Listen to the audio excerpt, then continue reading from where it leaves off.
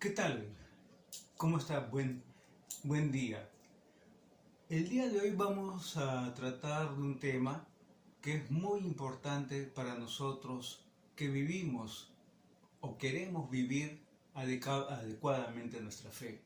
Una forma de vida como la que debemos vivir como hijos de Dios es lo que la Iglesia nos propone y nos invita a cumplir. No como una obligación, sino como un derecho, diría yo. Lo que vamos a tratar a continuación son los mandamientos de la Iglesia Católica. Tengo que empezar diciendo que los mandamientos de nuestra Iglesia, yo más le diría preceptos, son guías que nos sirven para nuestro crecimiento. Pero ¿cómo debemos vivir ese crecimiento? La Iglesia busca responder a esta pregunta a través de sus enseñanzas morales. La vida moral cristiana es muchas veces malentendida y con frecuencia se presenta de manera incorrecta. Inclusive nos la muestran de manera incorrecta. Y voy a tratar de mostrarles de la mejor manera cómo son estos preceptos y qué es lo que debemos hacer o cómo debemos hacer. Muchos la imaginan básicamente como un catálogo de prohibiciones o simplemente como una serie de reglas que hay que cumplir, las cuales son frecuentemente pues las percibimos como arbitrarias, como una carga, como que nos bloquean, nos impiden hacer nuestra vida. Sin embargo, las enseñanzas de la Iglesia son muy distintas. Si recurro a lo que dice el Catecismo de nuestra Iglesia Católica, pues nos enseña que la vida moral es un culto espiritual. Cualquiera se puede preguntar, ¿y qué significa esto, que es un culto espiritual? Bueno, pues en buena cuenta ofrecemos nuestros cuerpos como una hostia viva, santa, agradable a Dios, como lo dice San Pablo en su carta a los Romanos en el capítulo 12, versículo 1. En el seno del cuerpo de Cristo que formamos y en comunión con la ofrenda de su Eucaristía.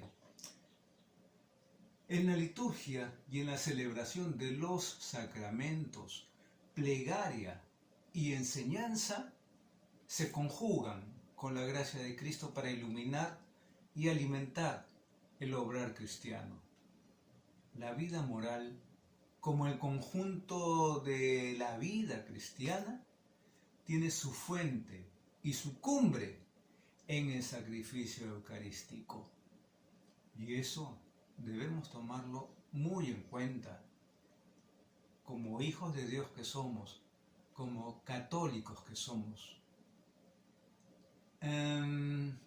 Debido a nuestra comunión con el cuerpo de Cristo, a través del bautismo que hemos recibido, toda nuestra vida, incluyendo la vida moral, está unida a nuestra ofrenda litúrgica en la Eucaristía. Por eso es importante acudir a misa todos los domingos.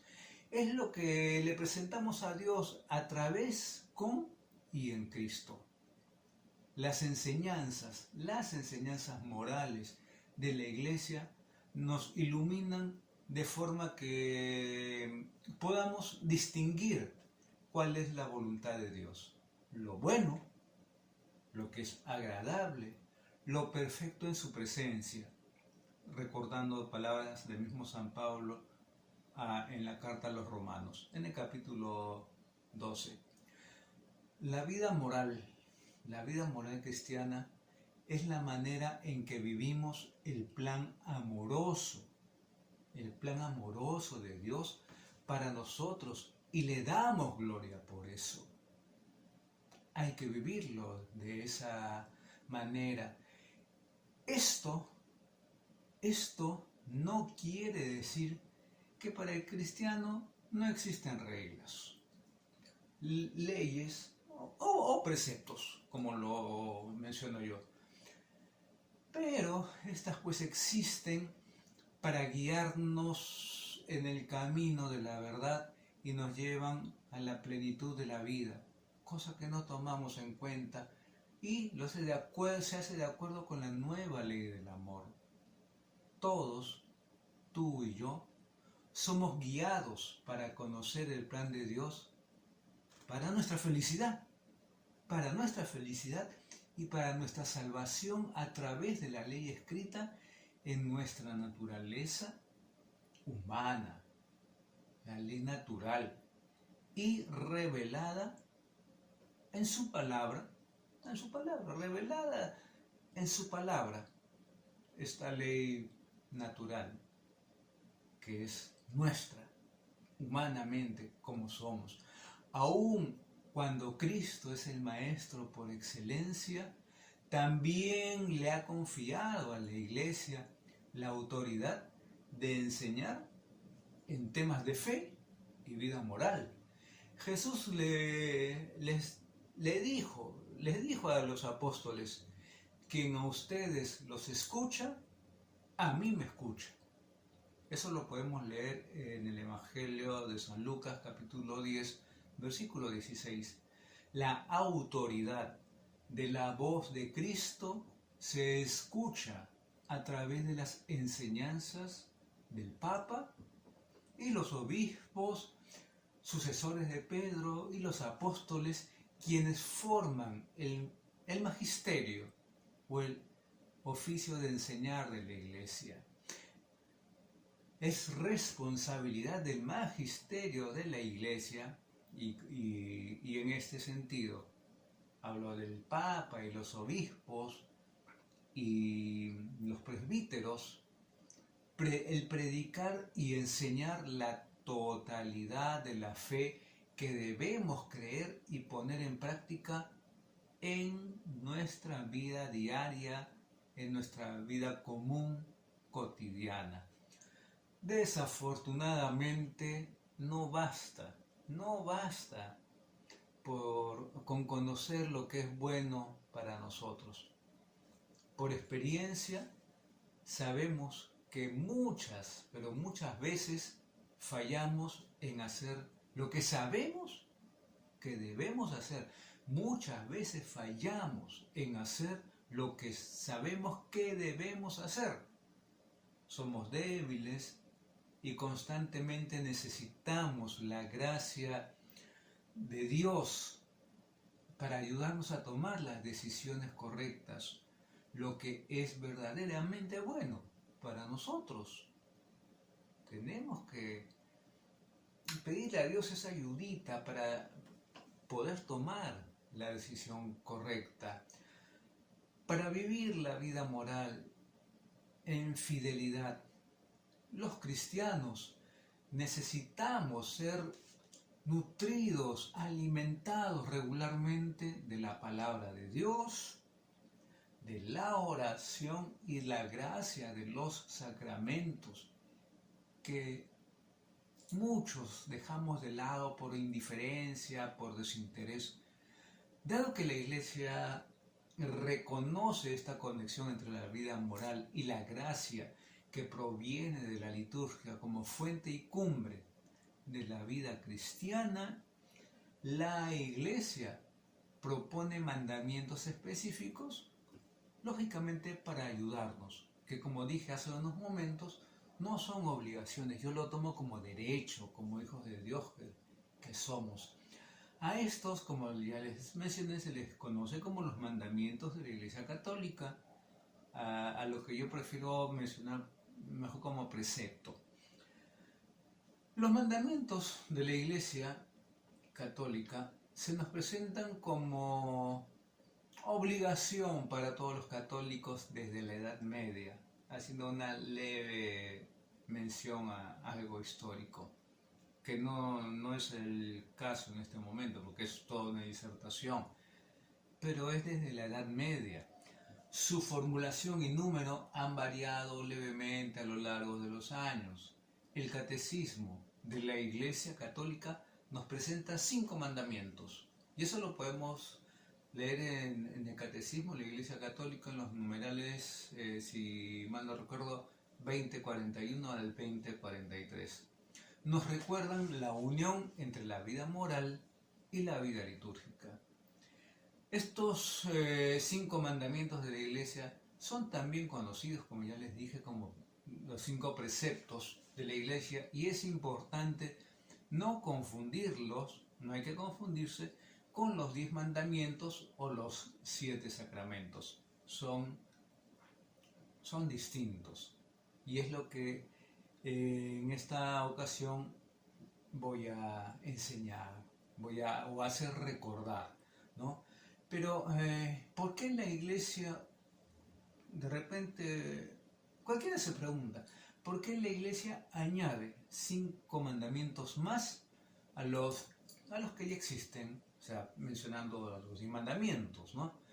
Estos preceptos de la Iglesia tienen una finalidad: garantizar que los fieles cumplan con lo mínimo indispensable en relación al espíritu de oración, a la vida sacramental, al esfuerzo moral y al crecimiento en el amor a Dios y al prójimo. Es eso, es lo que quiere la Iglesia, garantizar que nosotros los fieles cumplamos con lo mínimo.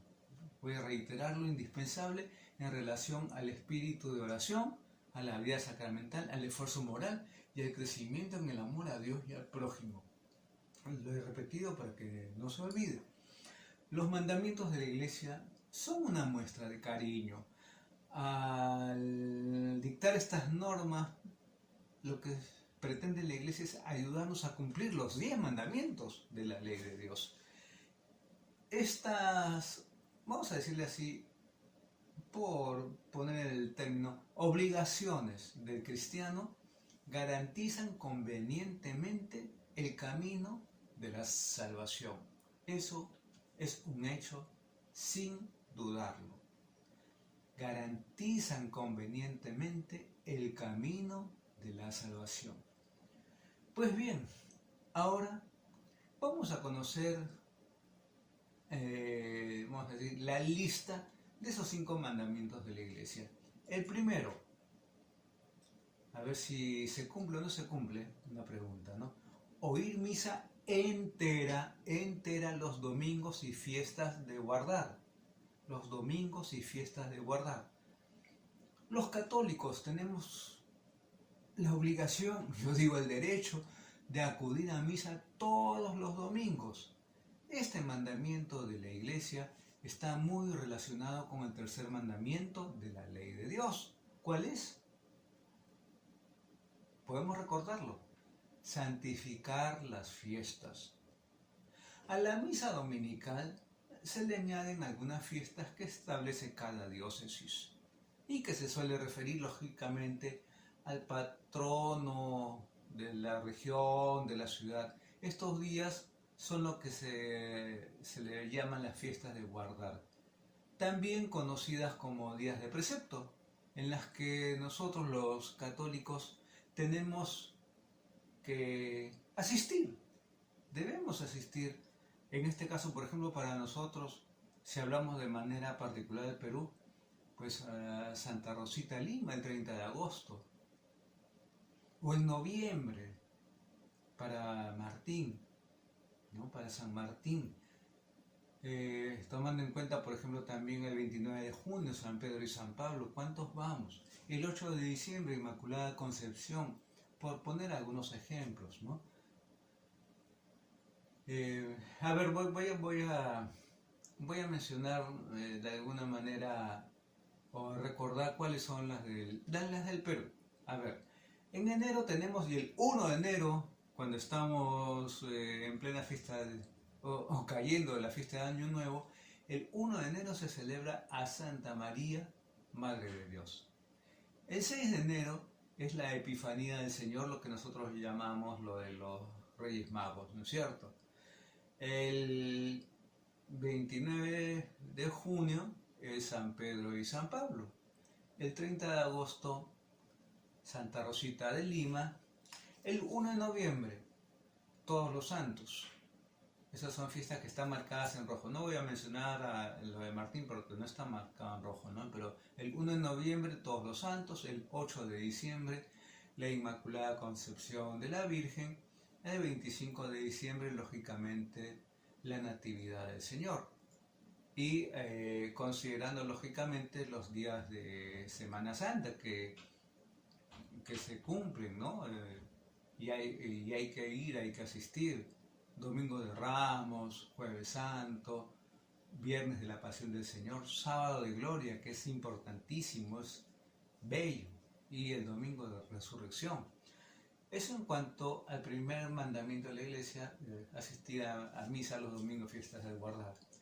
En cuanto al segundo, y esto, ¿desde cuándo no lo hacemos, no? ¿Desde cuándo no hacemos este mandamiento? El que les voy a mencionar, confesar los pecados mortales al menos una vez al año y en peligro de muerte y si se va a comulgar. Este segundo mandamiento de la Iglesia se refiere a dos sacramentos, la confesión y la Eucaristía. Los católicos tenemos la obligación, eso sí, de acudir al sacramento de la confesión como mínimo una vez al año. Además, también deberían confesarse todos los que se encuentran en peligro de muerte y cuando se recibe la comunión. No hay que acercarse a recibir el cuerpo de Cristo si uno está en pecado. Para poder recibir la comunión, la persona que comulga debe estar en gracia de Dios. O sea, ¿qué significa esto? Ausencia de pecados mortales o graves. Por lo que sí existe la obligación de confesarse si uno ha cometido pecado mortal y quiere recibir la Eucaristía. Yo hago esa pregunta para cada uno, ¿no? Que va a misa y que comulga. ¿Realmente estás comulgando como debes hacerlo, limpio de pecado? O la otra pregunta, ¿desde cuándo no te confiesas? ¿Desde cuándo no comulgas? Pero bueno, el tercer mandamiento es comulgar por al menos por Pascua de Resurrección. Después de haber recibido la primera comunión, los católicos tienen la obligación de comulgar al menos una vez al año. Si ya te confesaste, puedes acceder a la comunión, pero una vez al año, cosa que no debería ser todos los domingos.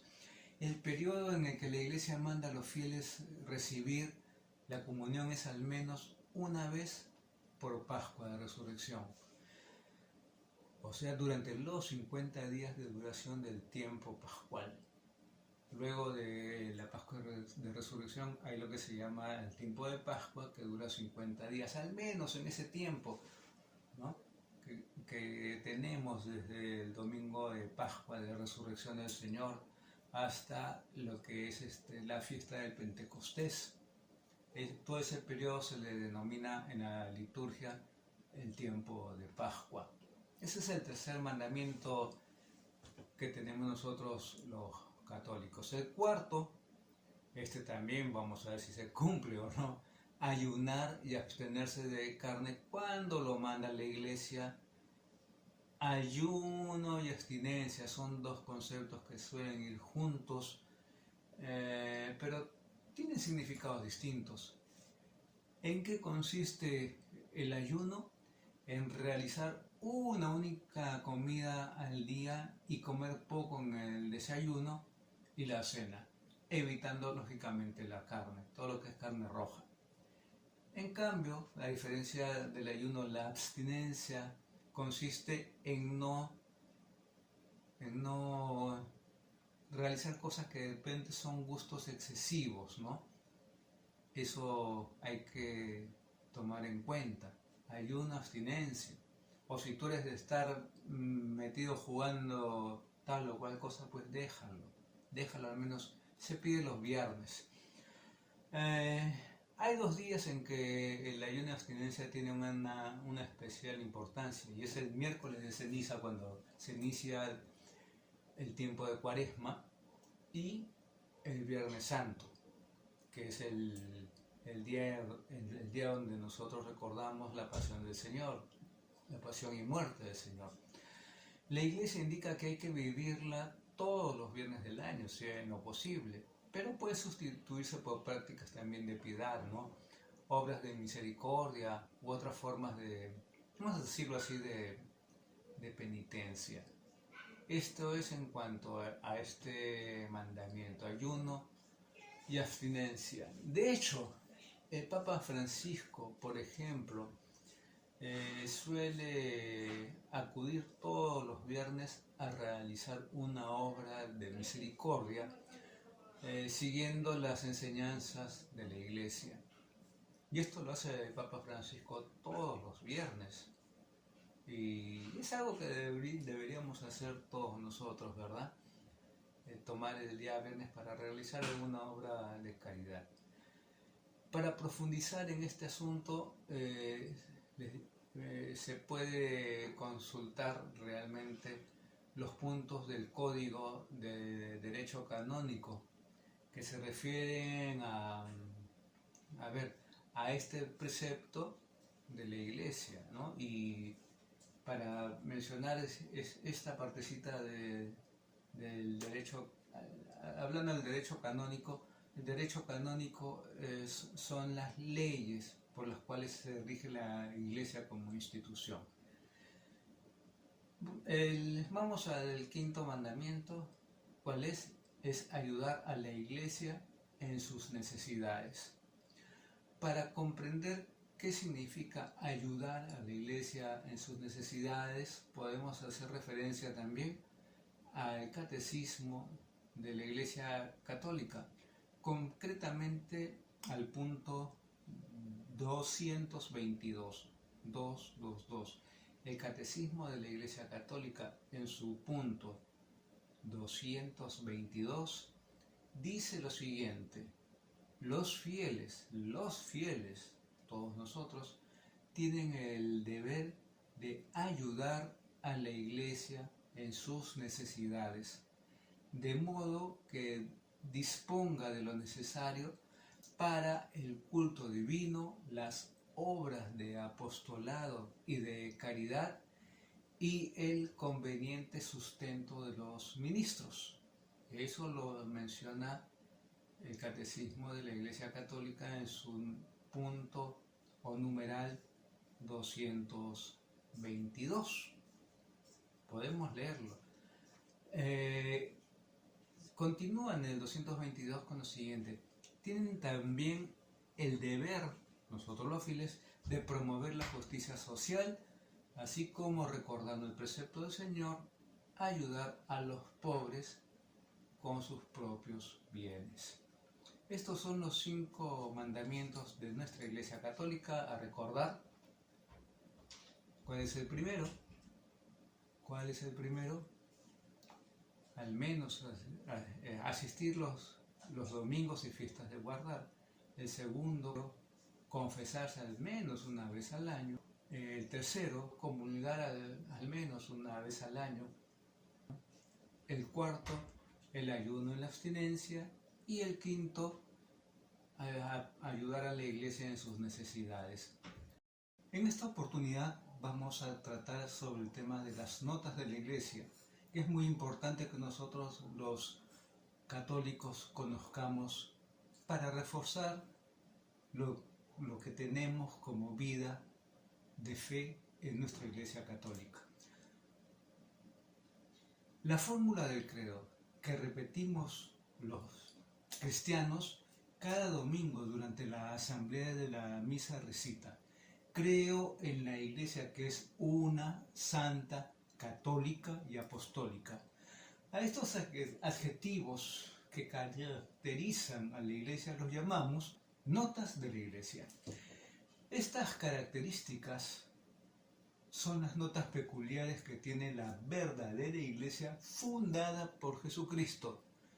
Sin esta explicación, este trabajo, estas charlas quedarían incompletas. Vamos a empezar por una de ellas, que es santa. ¿Por qué se le dice a nuestra Iglesia santa? La santidad es la característica más, pero más antigua que ha estado presente en la conciencia de los primeros cristianos, los cuales sencillamente se llamaban de los santos. Digamos, designación que encontramos muy frecuente en el Nuevo Testamento. Estamos hablando, recuerda, de la característica santa. Esta característica de la santidad de la Iglesia está en estrecha relación con el Espíritu Santo. Esta relación podemos constatarla en el credo, donde decimos: creo en el Espíritu Santo, la Santa Iglesia Católica. Y también en el Catecismo de la Iglesia Católica, que trata del Espíritu y de la Iglesia bajo el mismo título del Espíritu Santo. Eso lo encontramos en el Catecismo. ¿Ya?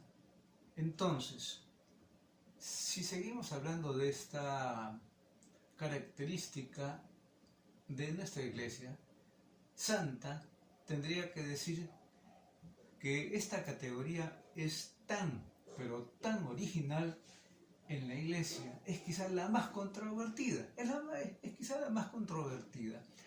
En nosotros pueden surgir objeciones. ¿Cómo se puede llamar santa a esta Iglesia histórica de la que conocemos dificultades, conocemos problemas y errores históricos? ¿Cómo, nos podemos seguir preguntando, cómo se puede llamar santa a la Iglesia de tantos escándalos, a la Iglesia en donde hay tanta mediocridad, hay tantos roces, litigios y divisiones? Nos podemos seguir preguntando en qué sentido es santa esta Iglesia cotidiana, criticada por sus defectos. ¿Cómo así entonces le podemos decir que nuestra Iglesia es santa? De repente, ahorita está en la mente esa pregunta. ¿Por qué? ¿Qué quiere decir entonces que la Iglesia es santa? Una buena pregunta que nos podemos hacer o que siempre nos hacemos. ¿Por qué decimos que la Iglesia es santa? Primero voy a acercarme a esta expresión, Iglesia Santa, o también santidad de la Iglesia, siendo conscientes realmente de que puede dar lugar a distintas interpretaciones equivocadas, pero precisamente para eso es este tema, para eso es este periodo de charlas, ¿no?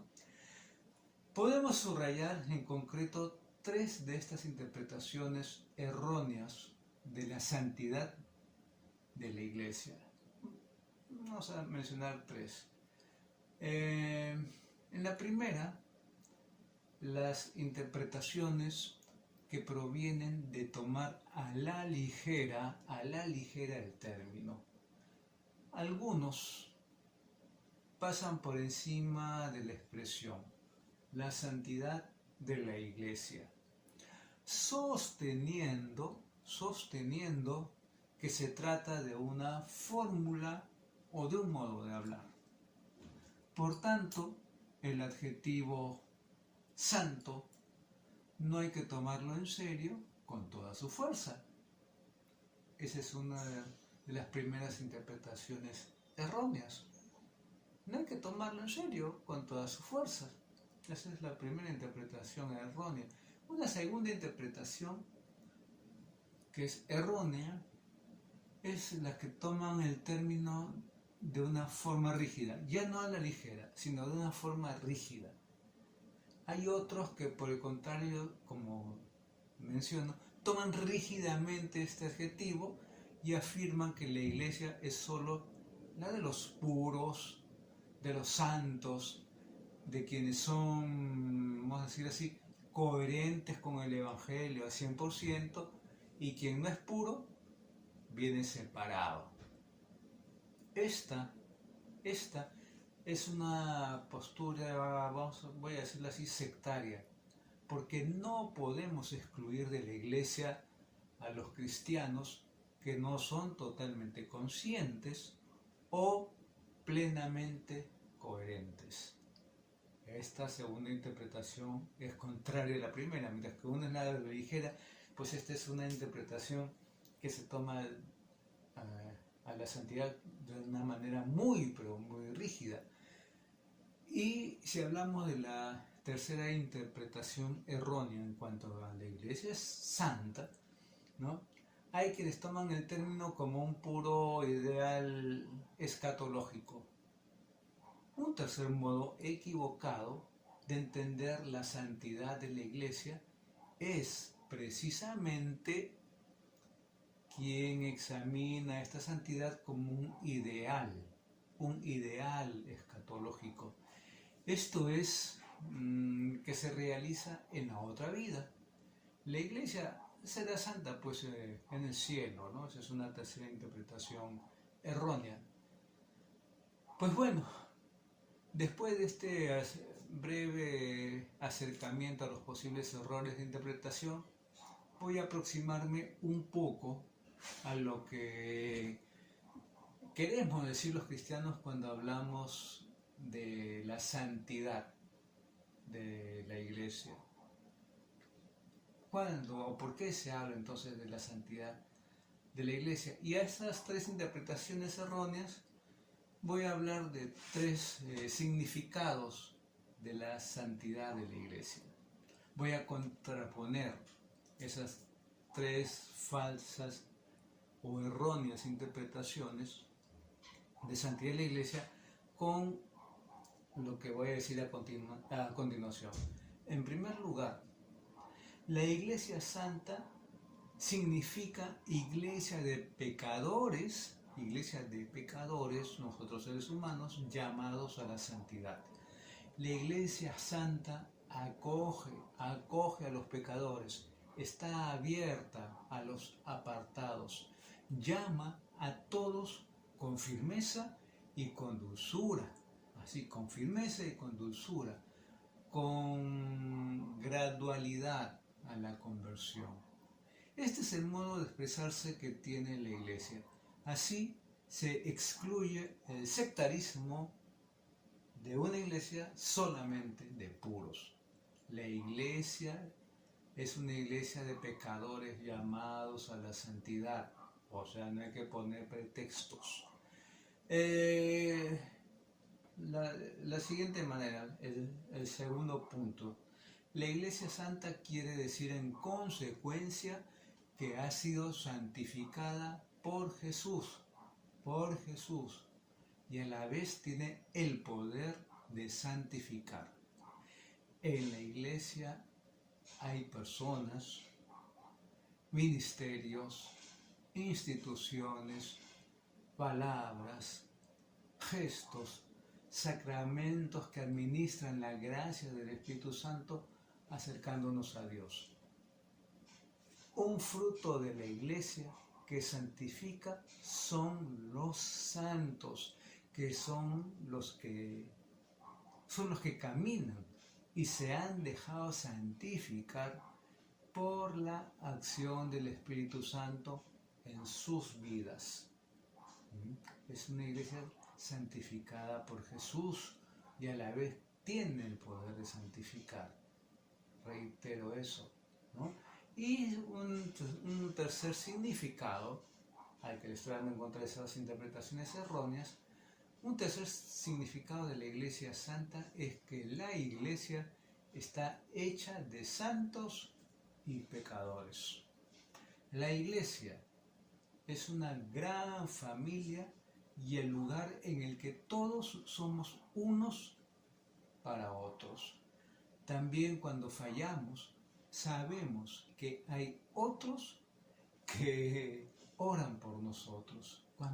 Cuando fallamos, sabemos que hay otros que oran por nosotros. Cuando sufrimos, sabemos que nuestro sufrimiento es compartido. Bueno, pues, por tanto, la alegría de uno es la alegría de los otros. La iglesia no es toda mala ni toda perfecta.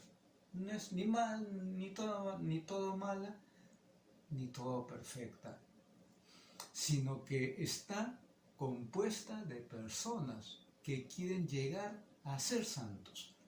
Cada uno de nosotros está llamado a ser partícipe de la fuerza del Espíritu Santo que nos perdona, nos purifica y nos santifica. El Espíritu Santo, hay que oírlo bien, nos perdona, nos purifica y nos santifica. Para concluir, puedo decir que esta imagen de la Iglesia Santa es porque ella primero ha sido santificada. ¿Por quién? Por Cristo. Es santa porque santifica. Santa porque está compuesta de pecadores llamados a la santidad. Santa porque es la Iglesia Santa de los solidarios con los pecadores. ¿Se dan cuenta ahora cómo se interpreta mal esos 3 puntos de falso entendimiento e interpretación? Entonces, la Iglesia es santa. Ahora, pasemos a la segunda característica, que es católica. ¿Por qué se dice católica? La característica de católica. Este segundo atributo, vamos a ponerlo como segundo, que profesamos los cristianos en el credo, es la catolicidad de la Iglesia. La catolicidad de la Iglesia. Para comprender el significado de esta expresión, la Iglesia es católica, lo haremos recorriendo también, vamos a recorrer 3 preguntas para eso. Vamos a empezar con la primera. ¿Qué quiere decir el adjetivo católico? Lo podemos recordar, podemos saber, podemos reconocer qué quiere decir el adjetivo católico. En eso voy a ayudar. Para empezar, este adjetivo no existe en el Nuevo Testamento. El término católico, en referencia a la Iglesia, es usado por primera vez por el obispo Ignacio de Antioquía en el siglo II. O sea que a partir del siglo II se conoce y reconoce el término católico por el obispo Ignacio de Antioquía. Por eso que a partir del siglo II es cuando se viene usando el vocabulario cristiano, en el vocabulario cristiano, este término de la Iglesia. Sin embargo, en el Nuevo Testamento está ya presente el núcleo de lo que entendemos con este adjetivo, con el que queremos expresar precisamente la universalidad de la Iglesia. Un ejemplo lo encontramos en el Evangelio de San Marcos. ¿Qué dice? Jesús en el Evangelio dice: y les dijo, vayan por todo el mundo proclamando la buena nueva a toda la creación. Vayan por todo el mundo, le dijo a sus apóstoles, ¿no? Proclamando la buena nueva a toda la creación. En este pasaje se indica claramente que nadie está excluido de la misión de la Iglesia, del anuncio del Evangelio. La Iglesia es, por tanto, para todos. Jesús lo dijo: vayan por todo el mundo y proclamen la buena nueva a toda no excluyó nada, nada ni nadie, a toda la creación. ¿Qué quiere decir entonces que la iglesia es católica? Cuando decimos que la iglesia es católica nos referimos a, en primer lugar, un hecho geográfico. La iglesia se ha diseminado por todas las partes del mundo. Allí donde en la tierra hay iglesias en comunión entre sí y con el Papa. Por eso estoy usando el término, este es un hecho geográfico. La iglesia está por todas las partes del mundo. La iglesia es universal, está abierta a todos. No es un grupo de élite, no se refiere solo a algunos, no está reservada a ninguna etnia o raza, es todos. La iglesia no tiene lugares cerrados, es enviada. Jesús la envió a todo el mundo sin discriminar a nadie. Eso hay que tenerlo muy claro. Como tercer punto, la iglesia tiene la totalidad de los medios de salvación. La iglesia, hay que recordarlo bien, tiene la totalidad de los medios de salvación, porque en ella está presente Cristo, Jesús, que le da a la iglesia la verdadera confesión de fe, la plenitud de la vida sacramental, la autenticidad del ministerio ordenado. Entonces, en consecuencia, es una iglesia que recibe de Jesús en forma plena y total todo cuanto es necesario. ¿Para qué? Para la salvación, para nuestra salvación. Ese es como tercer punto. ¿Cuáles son? Ahora hay que hacernos esta pregunta. Escuchen bien, ¿cuáles son las consecuencias de la catolicidad de la iglesia? Pues, si hablamos en este término de esta manera, vamos a proponer o sugerir las siguientes ideas que nos van a ayudar a entender cuáles son las consecuencias de la catolicidad de la iglesia.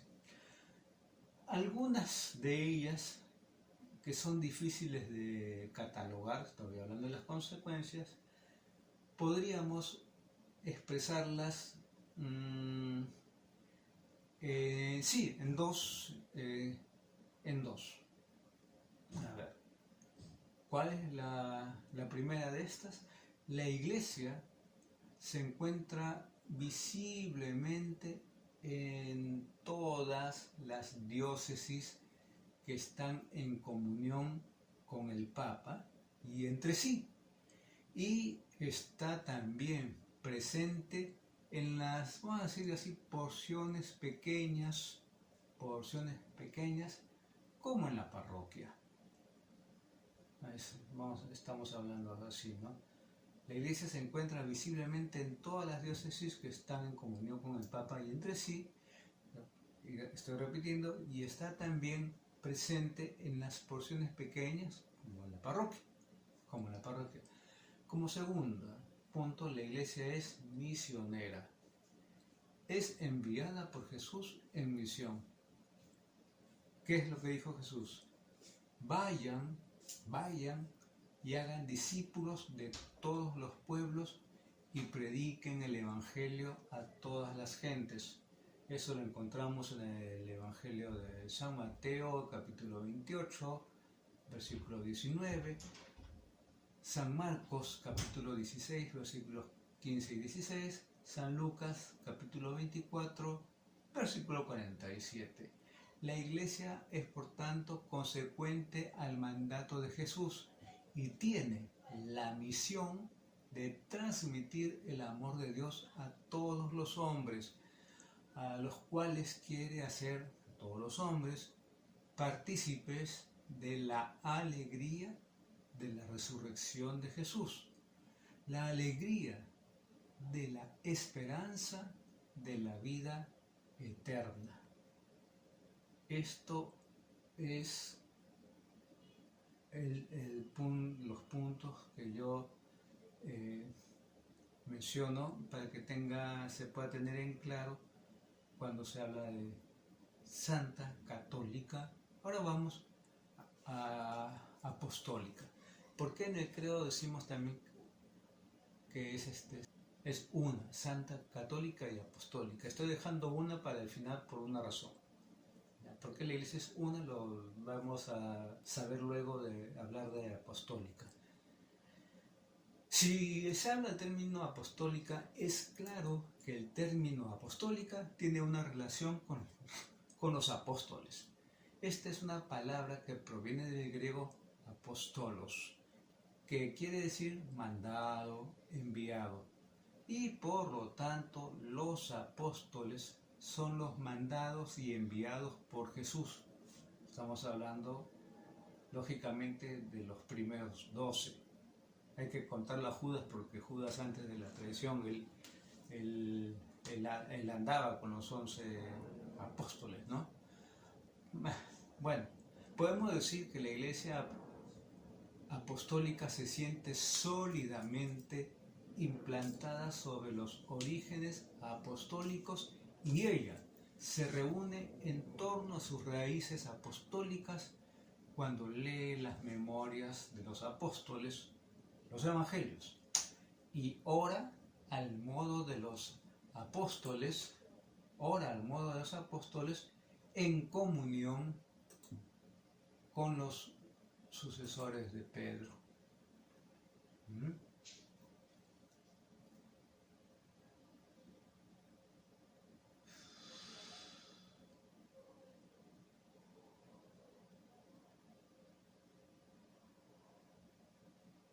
Algunos de los significados del adjetivo apostólica. Vamos a ver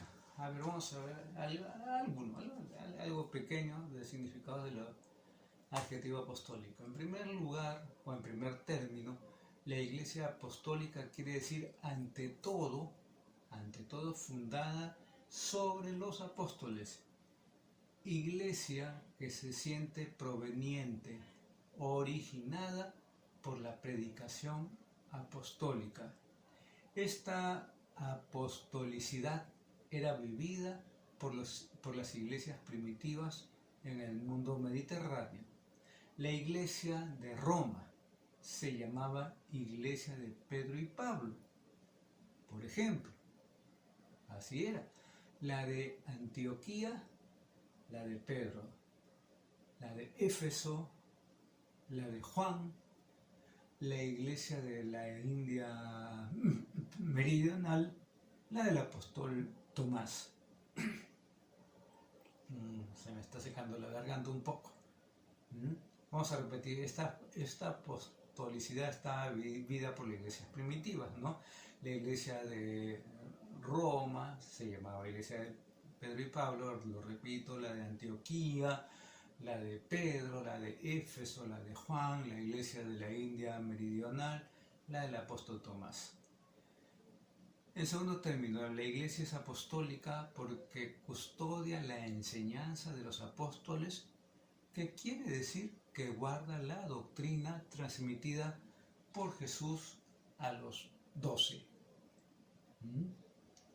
En tercer término, la iglesia está guiada por los sucesores de los apóstoles, es decir, por el Papa y los obispos.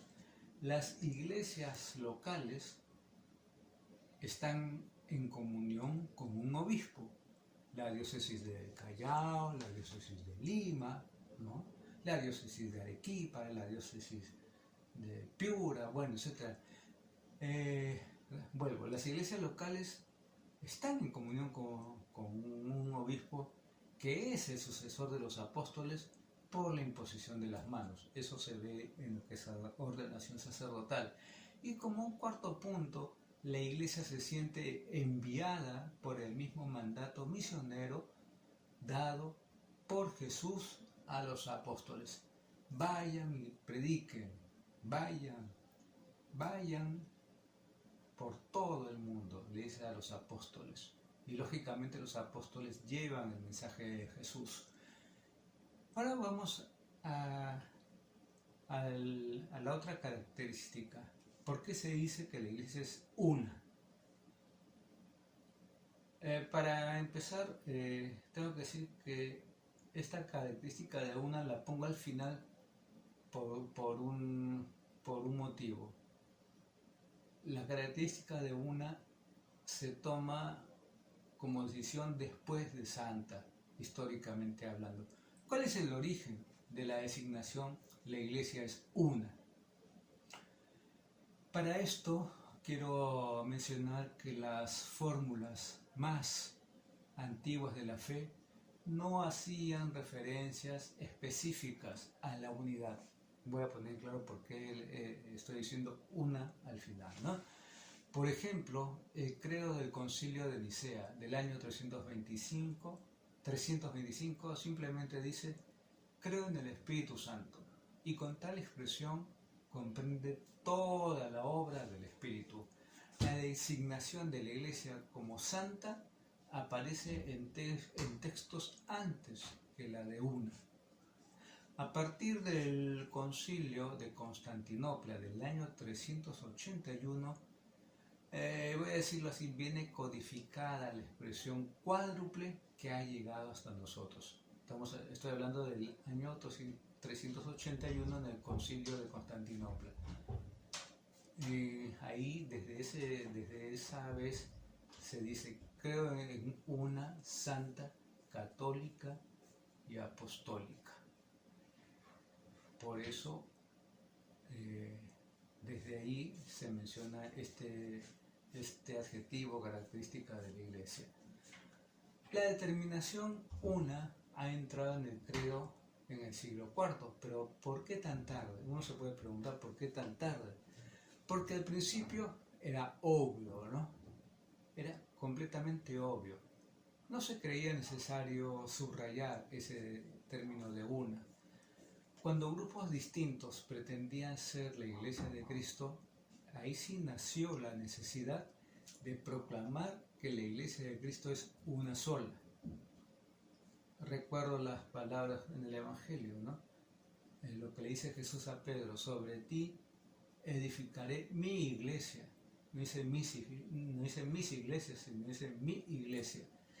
San Pablo expresa teológicamente las raíces de la unidad, nombrando 6 realidades que hacen a la iglesia una en la carta a los Efesios.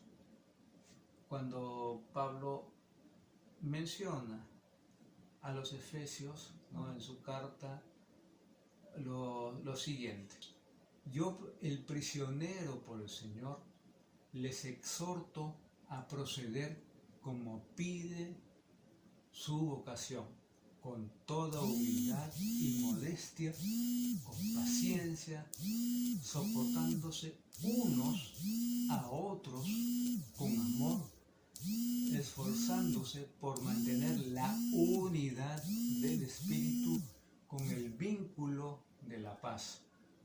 Continúa Pablo: uno es el cuerpo, uno el Espíritu, como es una la esperanza a la que han sido llamados, uno el Señor, una la fe, uno el bautismo, uno Dios, Padre de todos, que está sobre todos, entre todos y en todos. Eso lo vemos o lo leemos en la carta de San Pablo a los Efesios. Agarren la Biblia, agarremos la Biblia, amigos, agarremos la Biblia. Y en la carta a los Efesios, capítulo 4, versículo del 1 al 16, encontramos esa palabra contundente en cuanto a la unidad.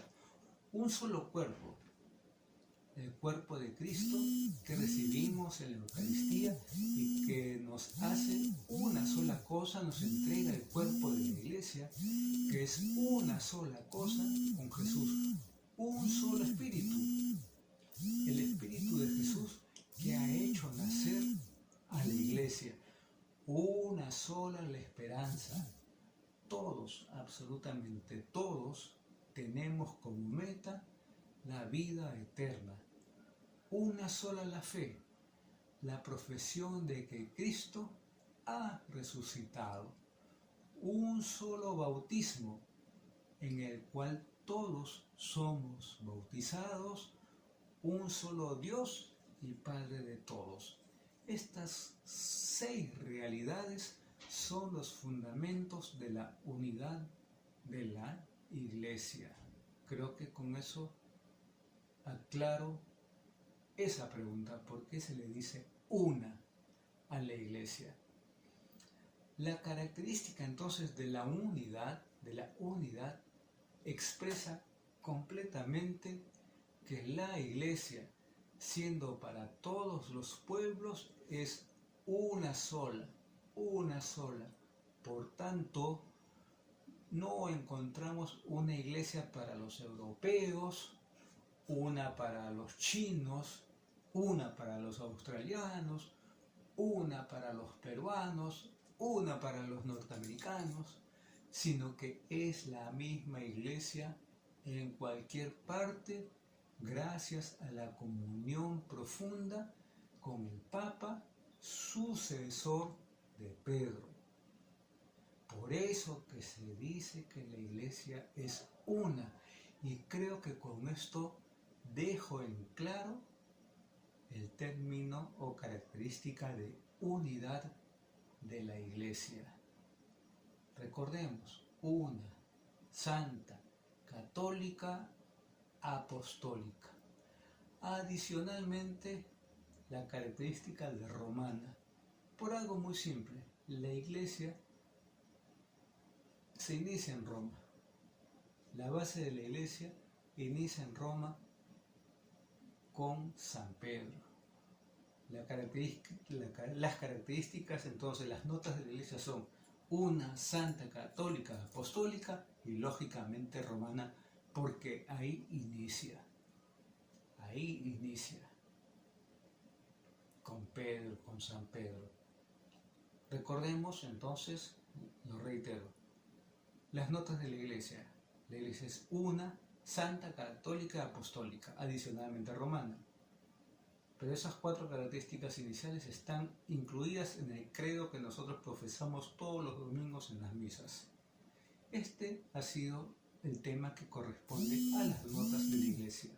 Bendiciones.